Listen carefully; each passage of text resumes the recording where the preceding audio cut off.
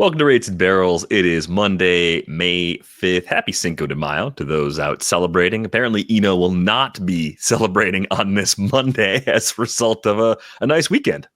Yeah, it was fun. I had Matt Denowitz in town and some other friends. Matt Denowitz helped create beer graphs and also helped create Stuff Plus and runs the database for us and is now increasingly helping us do all sorts of stuff with the model. So it was great to have him in town. We went to the Giants game.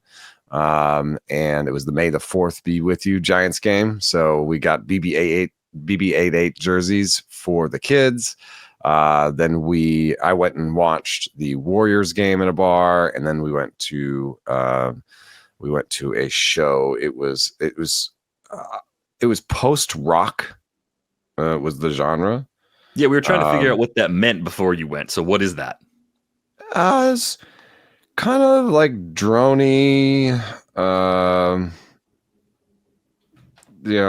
It's called Godspeed You Black Emperor, and like lots of like more instruments than you might expect. I think there were like 6, 7, 8 people up on stage, and not necessarily super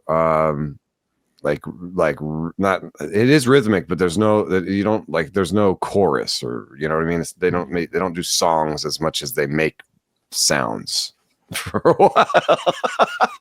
And I found it surprisingly danceable, but I also realized that I was one of a very small handful of people that was dancing to it. It was a lot of just sort of like nodding and like enjoying the sounds, I guess. But you were dancing. I found a little groove in there. Good. All right. Sounds like a nice weekend. Yeah, it was fun. Well, I'm glad you avoided the IL. A lot of players, unfortunately, did not. Bad weekend for injuries. Pack opening. Ooh. Yeah. And Fernando Valenzuela. Nice. My kid ate the 37-year-old gum. You're still holding some gum. Yeah, he couldn't eat the whole thing. He said it was terrible.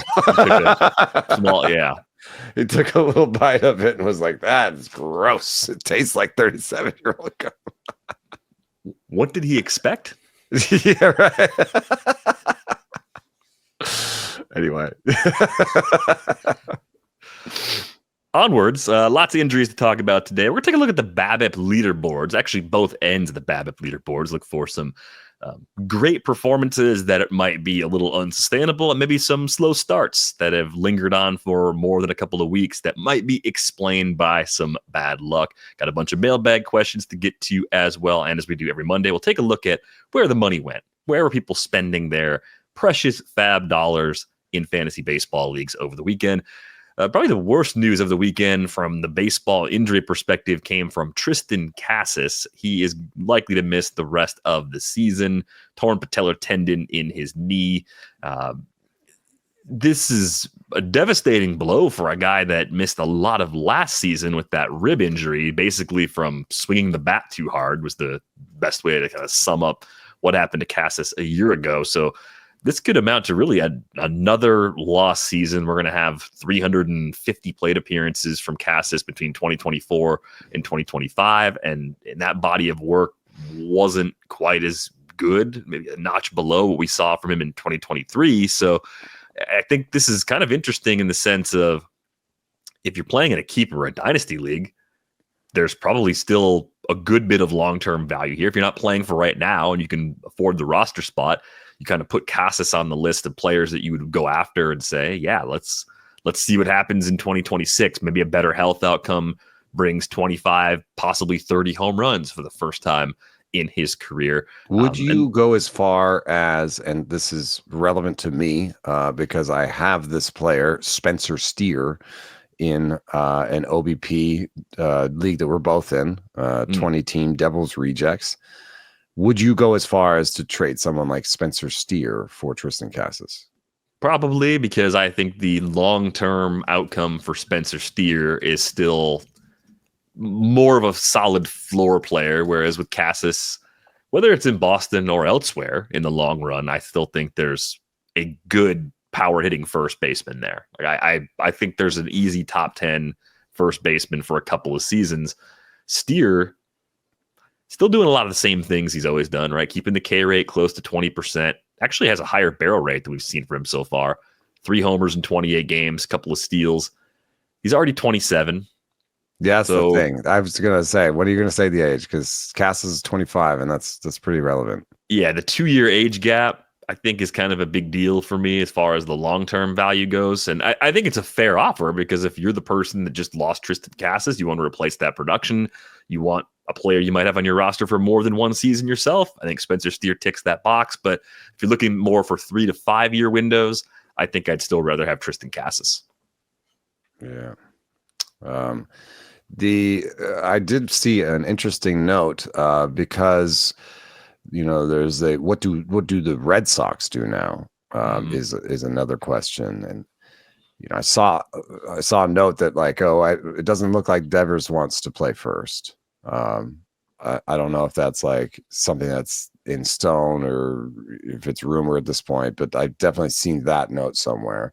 And Masataka Yoshida has stopped his throwing program because it's not going well. But maybe he could play DH and Devers could play first. But if Devers doesn't want to do that, and I could see it, that Devers saying, what do you want me to do long term? Let me do the thing that you want me to do long term. Don't put me at first base, make me learn first base, and then Casas comes back and then I'm off first base. You know what I mean? So Devers be like, let me be your DH. I saw that Vaughn Grissom is the guy in the minor leagues that is going to get the biggest uptake of first base at bats. That's pretty interesting. And yeah, that piqued my interest a little bit. I don't think of him as a prototypical first baseman, but what the Red Sox did in the 2 games this weekend without Casas is they played Romy Gonzalez there, and Romy Gonzalez is off to a nice start in a very part-time role this year, striking out less, chasing less, but he's also 28, and I don't know what the expectation is there. I mean, typically we see Romy Gonzalez chase a lot, but make hard contact when he connects, and that comes with a pretty high K rate more often than not.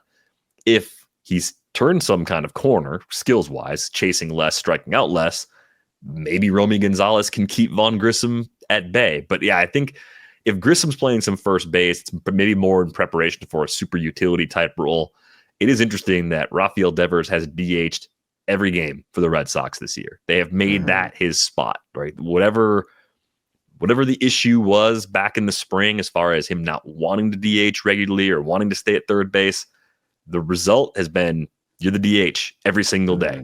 And I think you're probably right to point out that he maybe doesn't want to learn that position on the fly only to go back to DHing next year. If he's going to be the long-term first baseman, then maybe that's more in the cards. The projection for Romy Gonzalez and Vaughn Grissom is virtually identical. But you do hurt yourself as a team if you make your utility guy your first baseman, because then you need a utility guy. So I think you might have the right read on this, that even if he's playing first base, Vaughn Grissom is actually auditioning to maybe come up and augment David Hamilton in minor league in depth in the infield. I don't know that Abraham Toro is going to be a long-term solution for them in any way. It's been more of the same from Grissom at AAA, by the way, this year. Does have a 45.6% hard hit rate, which is a big jump from last year, but a lot of OBP, a little bit of power, not much speed right now. He's 1 for 3 as a base stealer, but I don't know. It could be a small sample sort of thing. Just curious to see what they end up doing. It's not the worst thing to have to trade for in season. You can usually find a first baseman at the trade deadline, so they may end up going that way, even if they have to sort of duct tape it together for the time being. But I think they also had a note, I think it might have been from Jen McCaffrey that I saw over the weekend. They're not preparing Roman Anthony to move to first base for this season to make him fit there either. So we'll see. Yeah, that's the thing. They're not going to do anything that affects long-term trajectories for their key pieces. So yeah, at least that's what they're saying right now. Yeah, it's going to probably be something where they patch it together. I wonder who could be available if the Diamondbacks fall out of the race or something. Maybe Josh Naylor, because he's a free agent, I think, at the end of the year. Yeah, let's see. Rhys Hoskins, if the Brewers were to fall out, he could be an easy trade piece. But I kind of doubt that they will. So who could it be? Oh, the Orioles, Ryan Mountcastle? Yeah. He's a free agent in 2027, so it might create a little bit of an issue later. Yeah, I don't see a Nate Lowe. Yeah, could get traded again. It's possible. Josh Bell. Ugh. Sorry. There's always a first baseman you can trade for. Carlos Santana. Carlos Santana. Sure. Yeah, there are options. Yeah. See, you named like half a dozen right there. Yeah. It's not the worst thing to need, so they will be okay. We are watching the injury to Corbin Burns. He got scratched from a scheduled start Monday with right shoulder inflammation. Corbin Burns has been very durable, and I think that was part of what made him so appealing in free agency this winter. Is he's rarely missed time with injuries throughout his time in the big leagues. The start to the season for him has not been typical Corbin Burns. The K rate is at a career low 20%. The walk rate has spiked to 12.1%. Underneath that low K rate, a 9.2% swinging strike rate, and a zone contact rate. Not surprisingly, right? Swing strike rate goes down, zone contact rate goes up. How about 92.4% for Corbin Burns' zone contact percentage? And a 50.5% hard hit rate allowed. We don't talk a lot about that from the pitching side, but Corbin Burns hasn't seemed quite right to this point. Yeah, I mean, it's worst stuff of his career, worst cutter stuff of his career. Cutter first time under average by stuff plus, worst location plus of his career. Where do we go from here? He kind of fits into the conversation we had on our Thursday episode last week. A guy with a long track record who should be able to figure it out and bounce back, but really has put together a pretty disappointing string to begin his career as a member of the Diamondbacks. Yeah, I think I do have some hope in the way that he found his cutter last year. The nice thing about Corbin Burns is that I find that when he's struggling, he still puts up decent numbers. You know what I mean? Like, we're talking about how bad he is, and he has a 3.58 ERA. You know what I mean? Oh yeah, I mean, so even the last cutter three is starts, just really good at limiting damage. You know, right? It's got a 2.08 ERA in the last three starts. It's only 14 Ks against 8 walks. So the underlying numbers are bad, but the results are still passable. I think he's just like a 2 now. All right, so it's a soft step down. As long as this shoulder inflammation doesn't turn into something worse, Ryan Nelson getting the spot start. We'll see if this turns into an IL situation for Corbin Burns. I think Nick Pollock also had an interesting text about that's a social media post about this. Let me see. Oh, I just had it. Oh, here it is. A few reliable workhorses, says Nick Pollock, entering the season. Corbin Burns, IL. Logan Gilbert, IL. George Kirby, IL. Christopher Sanchez, forearm concern, but okay, I guess. Predicting volume is the hardest thing we do in the offseason. I consistently wonder if we put too much stock in it. It's just May, but here are the injured guys. Jacob deGrom, dope. Hunter Green, dope. Max Fried, dope. Garrett Crochet, dope. Brian Wu, dope. And here are some of the worried about health guys we were correct so far. Snell, Sandy, McShane, Glasnow, Strider. So I don't know. I do think it's worth doing. We've talked about this before a fair amount, so we don't need to kill it to death. But just the idea, I think it's worth trying to think probabilistically about pitcher injuries, and that you have to acknowledge that some pitchers are more likely to be injured than others, and you have to manage that risk in your. But I think you can also just have a healthy attitude about it and know that you can't manage that risk completely, and that sometimes it's worth taking shots on guys that are injury risks.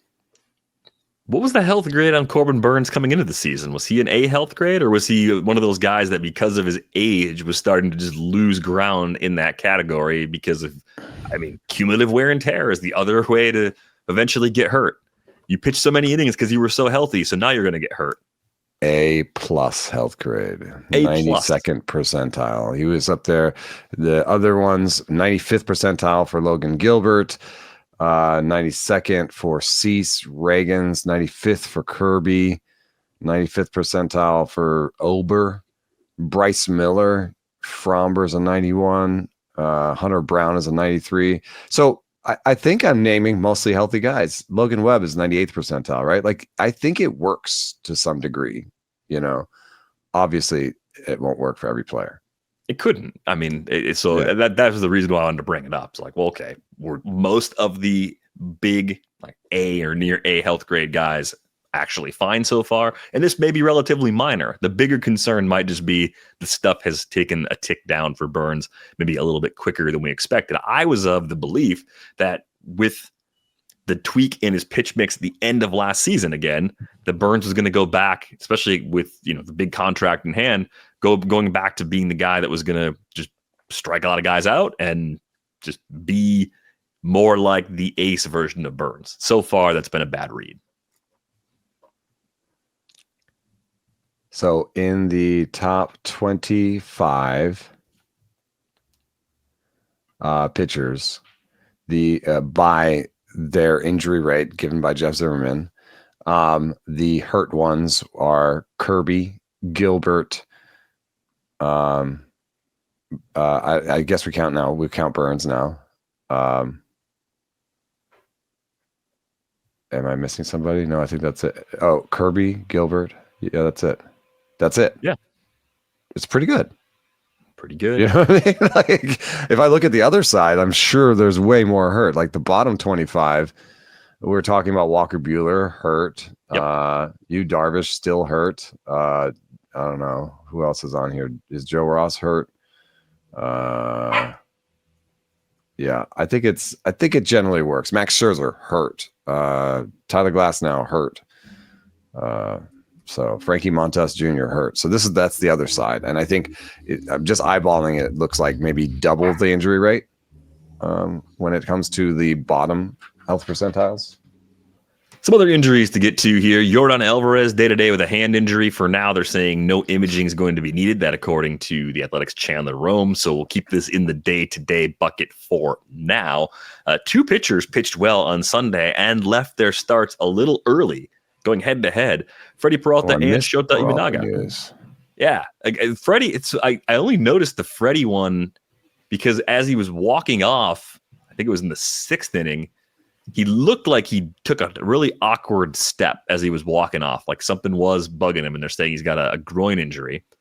So we'll see if this turns into a brief IL stint, which the Brewers can't afford it right now. They've got major problems with health in that rotation. They've got underperforming guys already. And then the Shota Imanaga is... Well, Peralta's also interesting because the start before he'd lost a significant amount of velocity. Yeah. Well, that was back 93 for one start.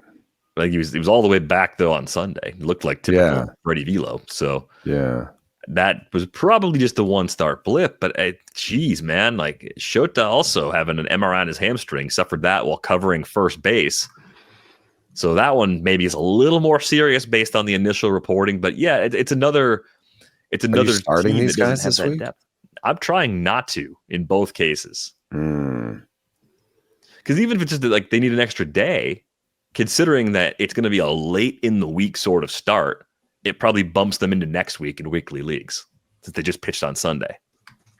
And with an MRI especially, I'm not as confident in that situation. I have no NFC shares of either Freddy Peralta or Shota Imanaga, so.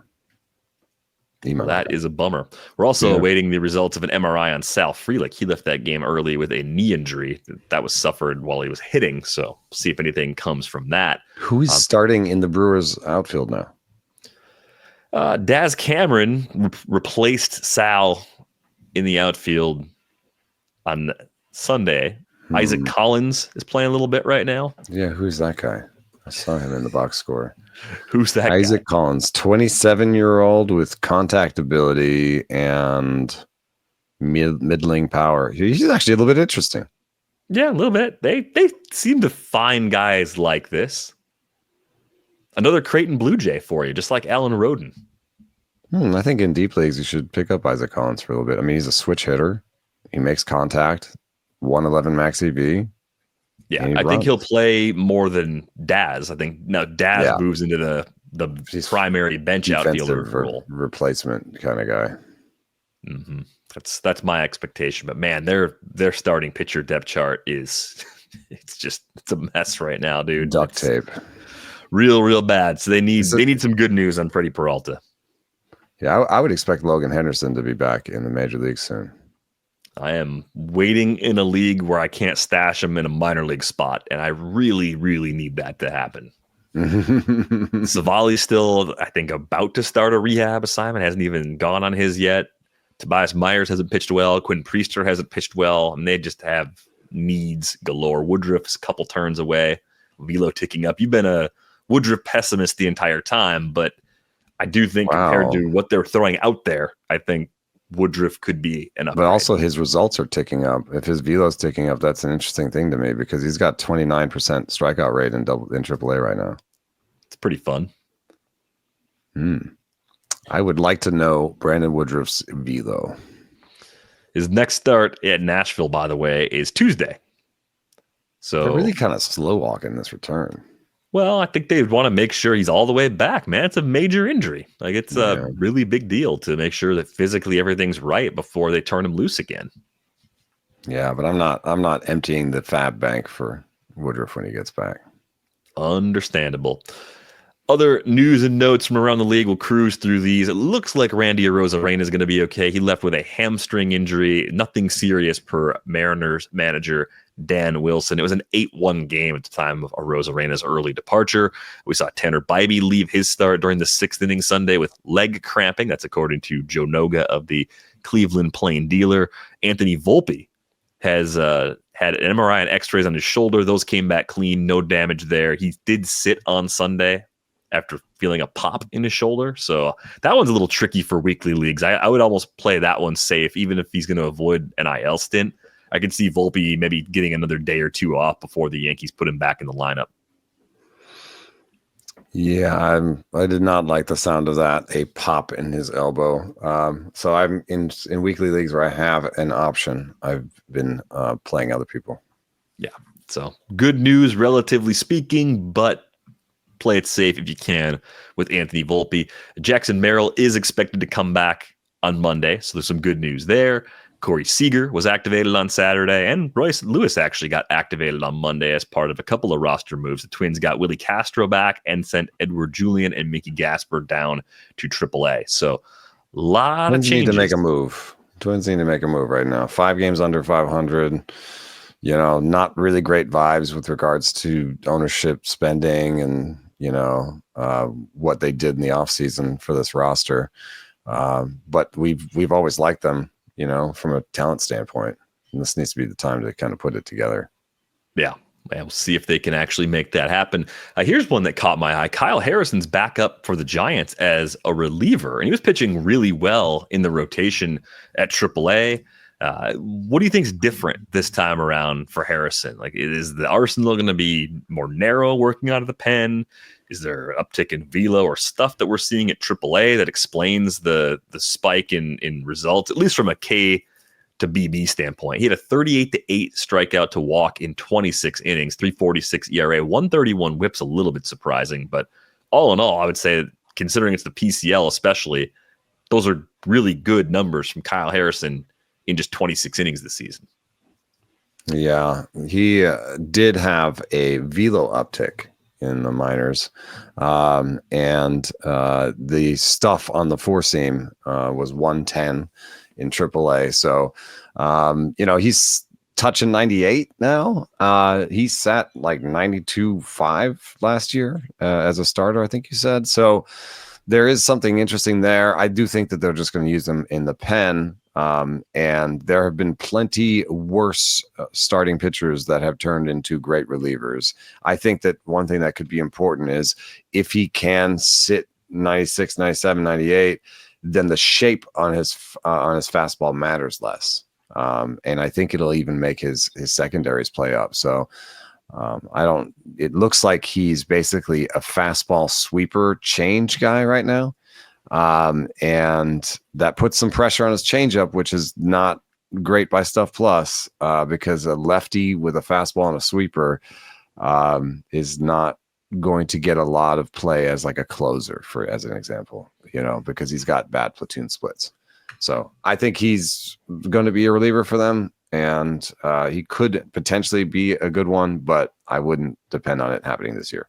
Yeah, based on the usage, since he was fully stretched out as a starter, I would think Harrison's probably going to work more in multi-inning outings for the Giants. I wouldn't think this is a bump immediately into short relief, but we'll see how it plays at the big league level. A follow-up from our Friday episode, the Rangers fired offensive coordinator Donnie Ecker over the weekend. They also placed Leody Taveras on outright waivers. You mentioned it on Friday. Things were tense around the Rangers' lack of offensive production. We talked about it in the light of Jake Berger being optioned to AAA and the Rangers having several guys who were chasing more than ever when we looked at the O-swing year-over-year leaderboard.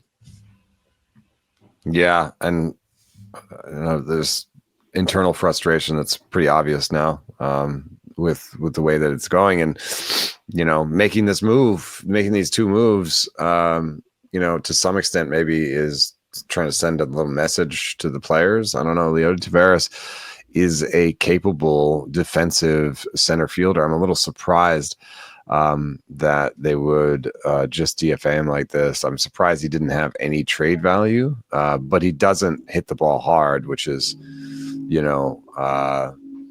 is something that the league values right now. So if he's just seen as a defensive replacement by most of the league, then he's just going to catch on somewhere where they just need someone to play in the outfield, like Milwaukee.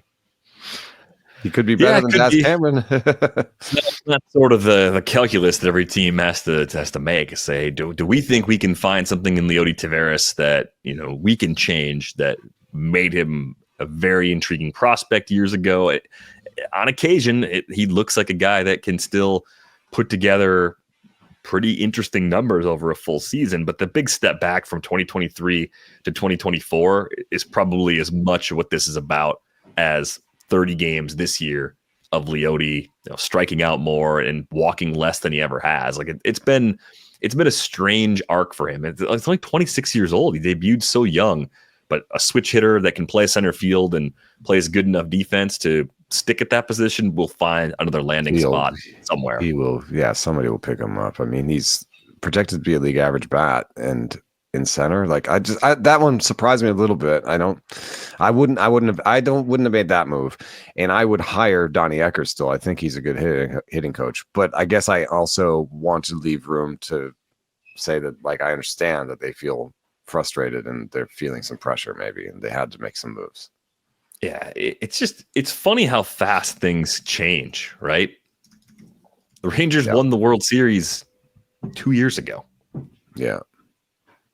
That's just, man, it's a quick level to reach, but there has to be accountability, I guess, somewhere in the organization, and looking at the struggles of that group. That's the first change to happen.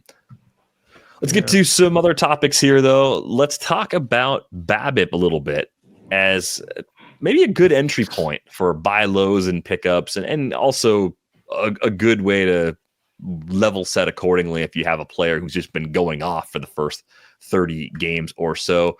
I wanted to get Inspector BABIP on the case. So we've got Eno here to dig into these profiles. My ear up there. Yeah, that's not my best. If you're watching on YouTube, you can definitely see it. Ear placement's a little high. It's coming on my forehead. I was working a deadline, man. There's only so much you can do with limited time constraints and no actual Photoshop skill. Yeah, I do this. No, that was a DVR special, man. I'm not going to use AI, and I'm going to just do it the old-fashioned way. and the results are what you just saw. We need an AI cake. No, because I can make a better cake than AI, and I'm terrible at Photoshop. So I chopped off the top of the leaderboard. There are 6 qualified hitters right now that have a BABIP of 400 or higher, which is just not something players tend to sustain over full seasons. At the very top, it should surprise absolutely no one. Aaron Judge is the league leader among qualified hitters in BABIP. What's his BABIP, Eno? 500? 500 on the 500. nose. Yeah, he's a career 351 guy, right? The career BABIP versus the current one is kind of a good way to say, okay, what's more likely to happen going forward? Paul Goldschmidt's up there at a 412 with a career 345. Gavin Lux at 410 with a career 321. Kyle Stowers, a 408 with a career 333. And he hasn't been in the big leagues a lot, but nearly 75% of his plate appearances have come before this season. So that still gives you a little bit of a sense of the type of player that Kyle Stowers was prior to the start of the season. Zach McKinstry is running a 408 against a career 285, and George Springer running a 400 against a career 296.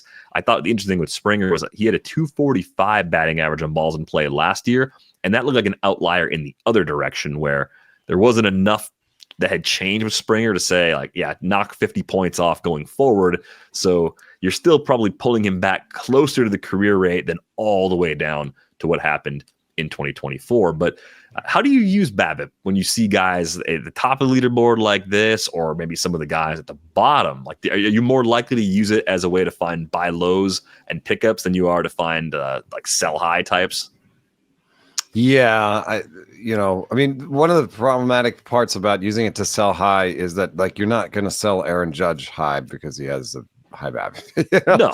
And a lot of the guys that have high BABIPs have run high BABIPs in the past. So, like, you're not going to regress Paul Goldschmidt to like a 280 BABIP or whatever the league average is. You're going to regress him to his own BABIP. So, yes, he is a little bit less power dependent, and that's actually where it matters for me. It's like if you look at like Kyle McKinstry. Did you have Kyle McKinstry or something? Zach McKinstry? Zach McKinstry he's on there with, like, so he's batting average dependent, right? He's not useful if he's not going to have great batting average going forward. Not as useful. So that matters to me. Like, I'm not going to pick up that player because I feel like regression is coming and he's dependent on batting average, right? And so, it's a better use, I think, to look at the guys who should have positive regression coming, that can give you value in other places and then add more value when they actually have a batting average that goes along with it. And so I generally do that. And I think there's good reasoning for this. So here is the graph of reliability. And this is like stabilization rate. So once this, the Kronbacher alpha, the number on the left here, gets past 0.75, that's when you're starting to get more signal from the stat itself than from league average. And as you can see, ground balls, fly balls, and home runs stabilize pretty quickly around 100, 150 balls in play, and they give you a lot of data. They predict themselves reliably. By the time you get 150 balls in play, singles you never know. It never crosses the 0.75 line. It is never a good idea to look at someone's like actual rate of singles. That it will never tell you anything. Singles are just chaos. And so that's where, I might draw a line and be like, I care how much power they have and how many their ground balls and fly balls, because that's going to inform A, their value as a player, and B, what kind of BABIP they can have going forward. And so if I see a guy who's, really dependent on singles, I don't like them generally as a player. And even if they have a low BABIP, I'm not necessarily lining to pick them up, because maybe they just have one of those years where it's a low BABIP and they just have chaos all year and they're singles dependent. I don't want to like buy that and wait for more singles to come back. So this is, I guess my way of saying is I don't use BABIP that hard because all I'm doing is chasing power. Because power becomes meaningful quicker, stabilizes quicker, there's more signal in it quicker, and it gives you a good value across the board. But I will look at low BABIPs, I guess, and I do think it's useful to know who could have better days going forward. But I'm not buying Josh Bell because the power's not there, right? So even if he gets some singles, like, what do I care? I'm not on for that. And you don't own Eugenio Suarez for the batting average, so yeah, I mean, I guess he could be a buy low, but he also may just have a terrible 230 BABIP all year because he hits everything in the air. So of this list, I think that the ones that are most interesting is probably Taylor Ward and Vinny Pasquantino and Jazz Chisholm. I would find them buy lows because they are demonstrating power. Jazz has the speed, and if they just had a slightly better batting average, they'd be way more valuable as players. Yeah, I think my frustration with Jazz and that injury news, and I think I mentioned being bummed that I wanted him over Jarren Duran during draft season, was my risk tolerance being too high on the injury front at that point in the draft. That was something I probably nudged a little too far in the wrong direction. But I think at the time, and this is still true, I mean, Jarren Duran's had some injuries in the big leagues too. Like, he's not an A health grade player either, even if you would give Jazz an objectively worse health grade of those two. But I do tend to use this in a similar manner. I actually think I like Josh Bell in deeper leagues. There's been a little bit of power there. I don't think there's much in terms of threats to his playing time. He's in that first base DH mix pretty safely for the Nats. Maybe he's a guy that after the trade deadline is a bench player somewhere else. That would be probably my bigger fear for deeper league, inexpensive power targets. The power's been fine. It's less power than you would like from that in a mixed league, but in the kinds of leagues where I'm trading for Josh Bell, it's probably enough power to capably fill just trying that to corner get a spot. Player that will play, I guess. Yeah, Vinny Pasquantino, man, like I feel like there's so many things that he does well. It's only a matter of time before things start to click for him. That's what I'm saying. This is like it gives you an underlying. You get a sense that this is a guy who makes contact. This is a guy who makes powerful contact. This is a guy who has a good plate discipline in terms of chase rate. He knows what's going on at the plate. Like, I think he could be ready to break out. Would you say Michael Conforto, who narrowly missed the cut? I mean, he's got a 203 BABIP right now, 293 for his career. He's been in the 270, 280 range the last 3 years we've seen him. Would you say Conforto ticks a box as someone you probably wouldn't go after? Because the K rate is up at 31.9%. That's the worst we've ever seen from him. The barrel rate, career low, 6.6%. Ground ball rate, 53%. Right. Like, this is... like, there's something not right here. Like, the pull rate's at 29%. Like, he's hitting opposite field grounders weekly.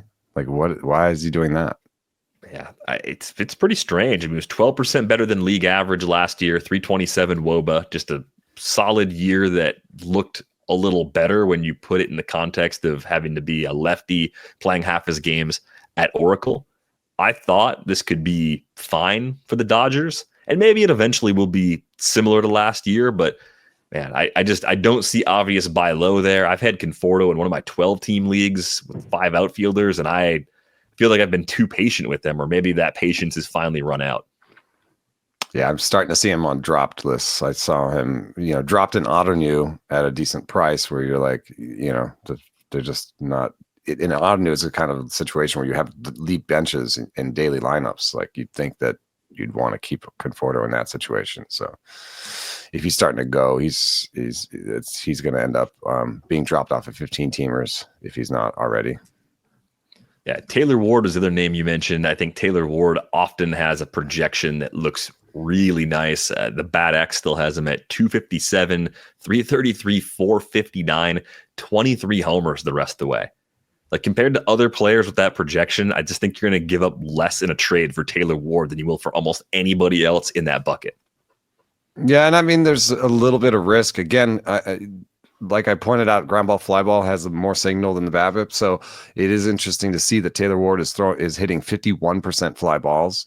That's not necessarily great for BABIP. Now, he could maybe have the worst BABIP of his career this year. He's probably headed towards that since he's already banked, a month of a 190 BABIP. But you may not want to regress him to his career 296 BABIP as most of the projection systems do. Maybe you regress him to that 280 average, 280 BABIP he's had, or maybe even a 270. So don't buy him necessarily thinking he's going to hit 257, I think, like the Bat X says. So I'm still careful around using this, even if I say I think he's a buy low. He does a lot of things great. His projection is generally give yourself a 238 average with him. I think is the combined approach here, if you're trying to distill this to a simple leaderboard, at least like method to investigate more players as buy lows, are you looking for a minimum ISO alongside the BABIP? Like that would probably be the easiest thing you could look at. They're right next to each other. If you go to or hard hit, like maybe something like 38% hard hit at least, because that's where the power hitters are at least. I mean, if he has speed or important defensive position, obviously that's a different situation, But generally, I would feel better about buying low on BABIP if the guy also has like a 48% hard hit rate like Taylor Ward does. Right. Show us at least like a 170, 180 ISO or higher. And I think that's probably a nudge in that direction. So Shea Langoliers maybe pops as someone, if you're looking for a catcher in a one catcher league. I think as the weather warms up in Sacramento, the power he shows will continue to be there. It might even tick up a little bit. He makes a lot of sense as a good target. He also was an incredible, spring training story about really cutting a strikeout rate. And lo and behold, he's actually showing the best strikeout rate and swing strike rate of his career. So, there's a lot of healthy things under the hood here for Shea Langoliers. A 15% strikeout rate and a 10% barrel rate and a 114.5 max EV and a 45% hard hit. Like everything looks good except for the batting average. That's what I'm looking for. You know what I mean? Yeah. How about this one? Michael Harris. He's come up on the show a few different times. 240 BABIP. Seems unlucky for a guy that can hit the ball hard, also runs well. Those players tend to pop pretty well on BABIP. 3 homers, 7 steals, 17% K rate for the year. Only a 118 ISO. So the slow start for him. That's the only hesitation I had on ISO is because ISO includes BABIP. Yeah, you're counting it twice that way. Yeah. 33.9% hard hit rate right now compared to 45.8% for his career. Would you also consider buying low when you have a 3-year track record of an above average hard hit rate? And then you're like, but inconsistent actual underlying stuff. Like 7% barrel rate's okay. 112 max EV is okay. 33% hard hit is not that great. Yeah. I consider him a buy low. And sometimes you have to, like, especially in today's environment, maybe they listen to this podcast, maybe they read Fangraphs, they can see all the projections. Everybody knows about barrel rate, right? So sometimes in order to actually get a buy low and get something done, you have to take a chance. And there are players that improve their barrel rate over the course of the season. It happens every year. There are guys who start hitting the ball harder. And generally, I like that Harris is, got the best swing strike rate of his career so far, best strikeout rate. Like he's making contact, he's stealing bases, he's playing defense well, he's in the lineup every day. Like, don't worry too hard about his hard hit rate. You know what I mean? Like otherwise, if you had the perfect buy low, then it would be pretty obvious to everybody, I think. Right. I think in this case, when you see those other metrics heading the right direction, also a career best ground ball rate for Michael Harris, there's probably still better days ahead. But I continue to look at BABIP as an entry point to the conversation. I'm looking for players that might be undervalued, might be good targets, might be just struggling because of bad luck. I just want an explanation for why things aren't working. It's at least an entry point. It's like a grouping mechanism. Then you have to I think you do have to look under the hood a little bit and think about the type of player they are, how much true talent power they have, that sort of stuff. Absolutely. Let's get to a couple of mailbag questions here. I like this one. This is from Grant G. Do we have any concerns that Junior Caminero might fall into the high bat speed, exit velocity, but poor launch angle to be able to take advantage category of hitter? Hitters like that. The hitter most like that I can think of, that I was wrong about 10 times before I think I've finally given up on him after this draft season, would be Eloy Jimenez. I thought you were going to say Brian Hayes. No, because Junior Caminero hits the ball very hard. Like it's always done that. I mean, he's run some amazing maxes already, but even like this year, 50.5% hard hit rate, 47.2% for his career. He's played 82 big league games. The main thing I see that's similar is I see a high 30s O swing percentage, 37.7% so far this year, 38.4 over the course of three seasons he's been in the big leagues. Great hard hit in barrels, like 47.2% hard hit, 11.2% barrel, but that barrel is lower than you'd expect it to be because he hits the ball on the ground a lot, which is the launch angle question. And I think it's one of these things where I don't want to bet against Junior Caminero because it didn't work for Eloy Jimenez, but I want to acknowledge the possibility that an outcome like that is possible because it happened. We just watched it. So what's different for you, or what's potentially different between these two guys? And defensive value kind of comes into the equation eventually, but in terms of like age and expectations, to me, the Rays are still probably pretty happy with what they're getting from Junior Caminero. If you have a guy who is 21 years old and he's holding his own as a league average hitter in the big leagues, that's a good thing, especially when you get the power numbers that Junior Caminero puts up on the surface and underlying. So, I mean, I think we don't launch angle. I think we don't appreciate what Eloy actually did when he was in. A 269, 318, 462 line for his career is 12% better than the league average. Now, if you put just what Eloy did, but you say he actually plays 600 plate appearances and, he plays a good third base, that could be what? Like a 4-WAR player. Yeah. And that's an all-star. Right. If he plays a good third base, I think is also going to be a question. Right. I mean, that's not necessarily a Junior Caminero strength. We'll see if it becomes. But he's not as bad as not as bad as Eloy. So he's going to have some defensive value. So the other thing that I would just say is he's young. He's 21. And if you look at what happens in aging curves alone, batters as they age swing less, chase less, and hit fewer grounders. Those things all in a row, if he stays healthy and he's on the field playing good defense and has positional value, those aging factors that should help him, that all in the worst parts of his game. You know what I mean? Like the aging should be really kind to him is what I'm saying. You are making me a little bit nervous with this comp. I'll have to be honest. I was prepared to be like, I don't care about any of that. He's a great player and he hits the ball hard.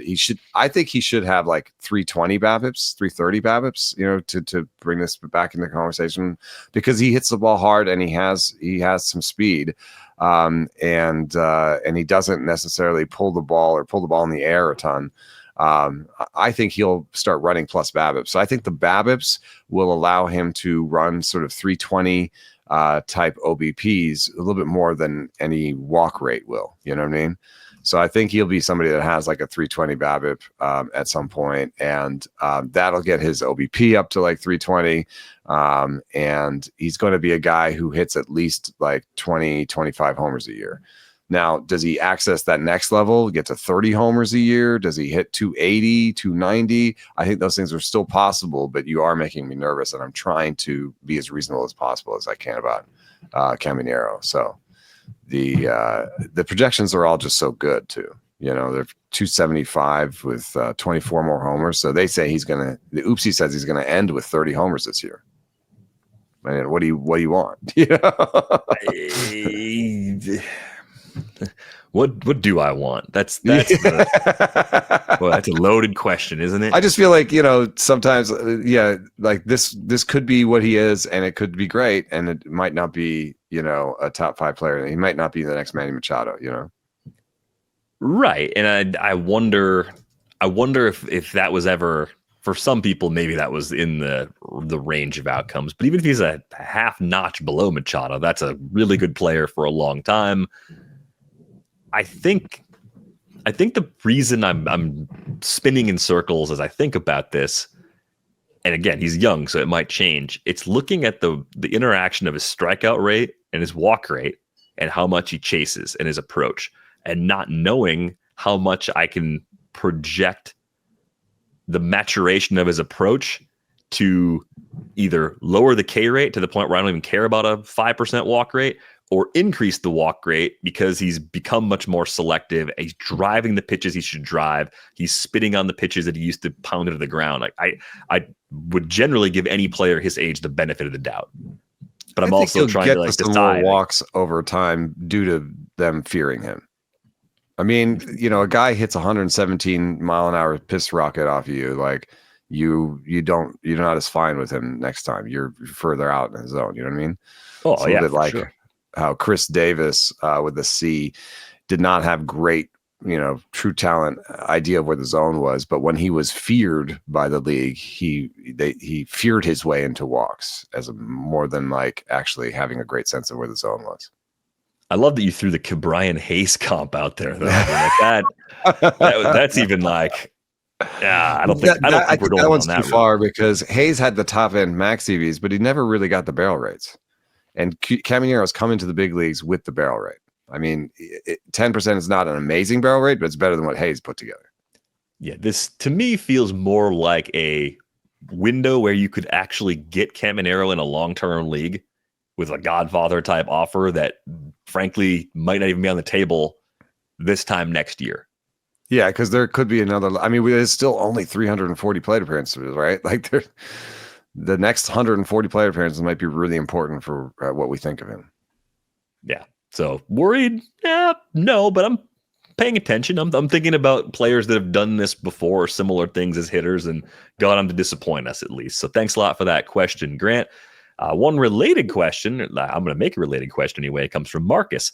What are your favorite in-season projection systems to use? Do you have a lean toward any one system, or maybe one for hitters and one for pitchers? Yeah, there's a little bit of news here that, and you know, I haven't seen the results. I haven't seen the study. I am trusting Jordan Rosenbloom on some level. He could just be saying this and not having done the work, but he said that in terms of projecting forward already in the first month, he tested the different systems, and he did the best on pitching, but was second to the bat X on hitting. And he said what he's trying to learn from that is he may regress bat speed a little bit more heavily, because that's the big difference between him and the bat X. And so there may be change in the oopsie projection system going forward, but right now I'm just more comfortable using the bat X for hitting and oopsie for pitching. You know, that's the way I work right now. And yeah. I think you can also projection shop a little bit. Like when we were talking about, you know, the different batting averages, I'm not just putting out 238 as a number. That was 238 was a projection from a different system. So you can, to some extent, look through the different projection systems. And if you personally feel a certain way about a player, you can use those projection systems to guide you, because you can be like, I'm down on this player. Let me use the worst projection, at least to, you know, give me an idea of what being down on a player could be like, you know?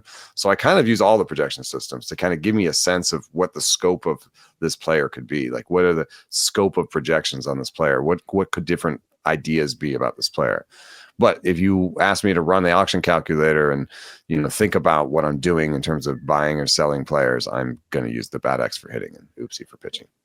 To that end, if you're trying to level set accordingly, you know, what do you think the rest of Junior Caminero's 2025 season is going to look like? Every projection system on Fangraphs has a better slash line for Caminero going forward than what he's turned into the first 32 games. All of them. And there's a reasonably large range. Oopsie is the most optimistic. And as you mentioned, maybe with less of an influence from bat speed in the future, it would come in closer to the bat X. The bat X is 271, 319, 473, 22 homers. Yeah. So, yeah, he'd finish with 28 if he actually did that. Average would come in probably in the 262, 263 range, and you're catching more than that the rest of the way if you're trading for him. Or, I mean, he's on pace for 30 homers. Yeah. It looks – that part of his game is not what I'm worried about. It's the the rest of the pieces getting all the way to the levels we want them to for him. But that swinging an strike early rate, round third baseman. That swing strike rate with that bat speed, I'm going to bet on it. I can see how the Rays have this philosophy as a team. They seem to want guys who make contact and hit it hard. I put it that way to a guy who worked for the Rays, and he's like, "Yeah, we like guys who know how to hit." Make contact, hit it hard. Yeah. That does sound like hitting, defined with more words. Thanks a lot for that question, Marcus.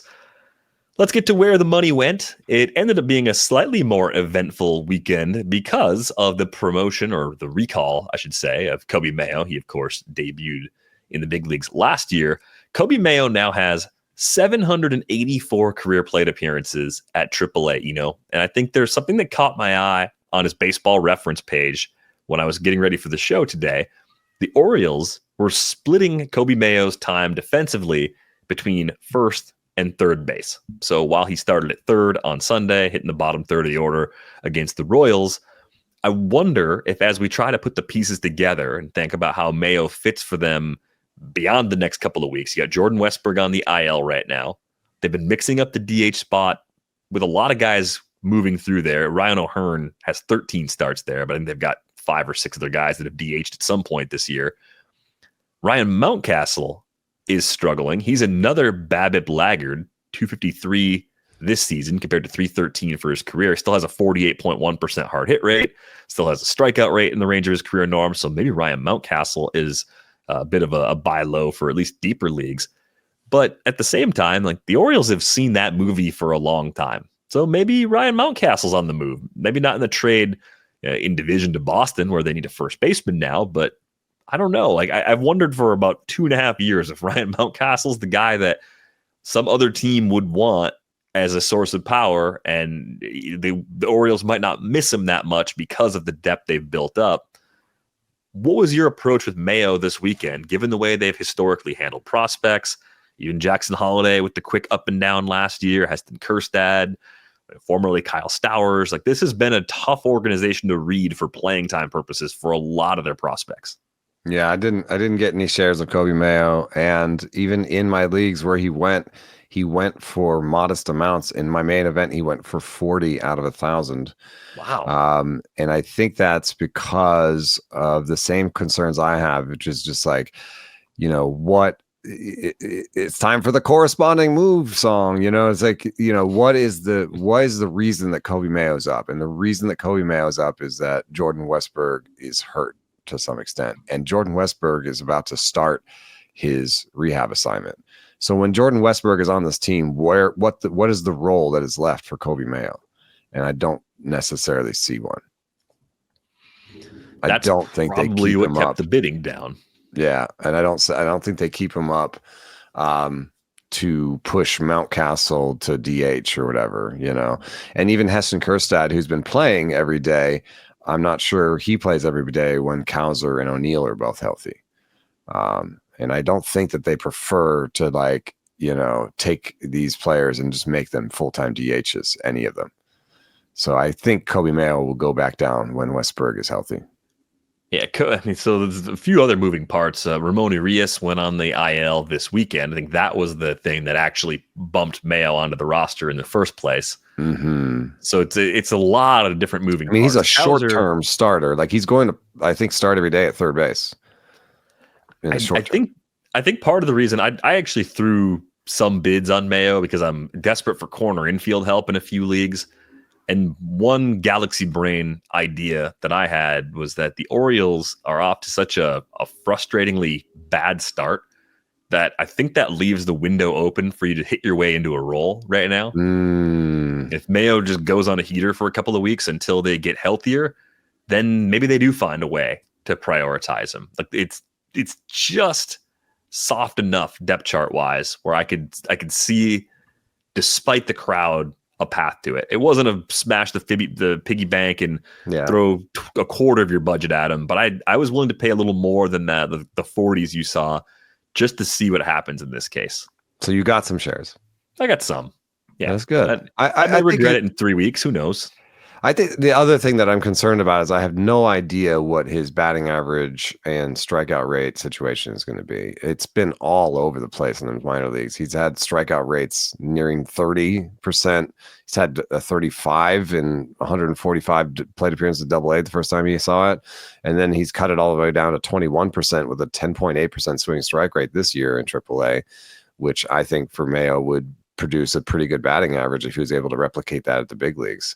But you go back and you look at his Fangraphs prospects grades, and he had a 30 present, 40 future for Mayo in terms of his hit tool. So if he doesn't have a hit tool, then he better hit for a bunch of power, because I don't think he's going to steal a lot of bases. So that's what he needs to do, is he needs to hit some homers right away. That's it could happen. You're right. It could happen. That was my play. I know it's not easy. It's usually a meandering sort of road with Orioles prospects. Anyway, I did have a question for where the money went from Farnsworth in our Discord. Did Sunday's outing from Logan Evans temper your enthusiasm about him as a pickup this weekend? I didn't actually pick him up anywhere. And Logan Gilbert is throwing again. The swing strike rate's not great for Logan Evans, and the stuff plus, he has a 99 stuff plus. It's really floated by, elite curveball that he only uses 11% of the time. So is it elite if he only uses 11% of the time? Like, why is it 136 stuff plus curveball? He uses 11% of the time. I don't get that. And basically, what Logan Evans has is an elite breaking ball. Maybe I'm getting like a little bit of an Aaron Savali vibe off of him. It's not bad. It can be a frustrating profile to roster, though. Yeah. And it's a young Aaron Savali, so it's not an Aaron Savali who's like figured a lot of things out and is a veteran and knows how to get outs and stuff. It's like it's a Aaron Savali waiting to happen.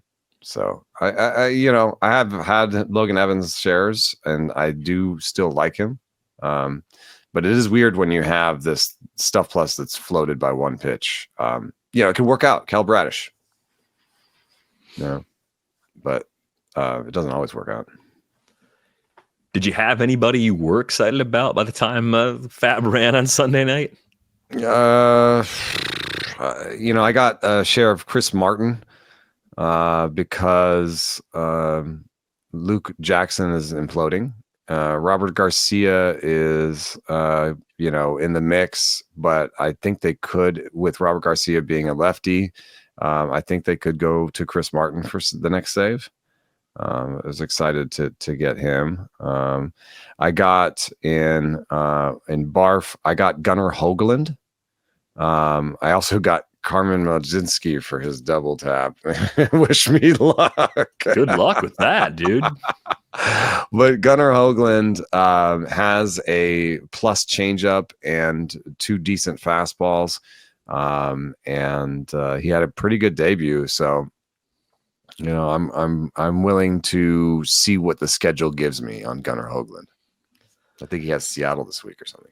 Yeah, I think the matchup for this week is fine. The Mariners lineup is producing. We talked about it a couple of weeks ago with Jed Lowry, and it's kind of held up. It's just, I think you wonder about the ballpark at home as the weather warms up in Sacramento, and then job stability, I think, is actually solid in this case. Osvaldo Bido has been disappointing so far.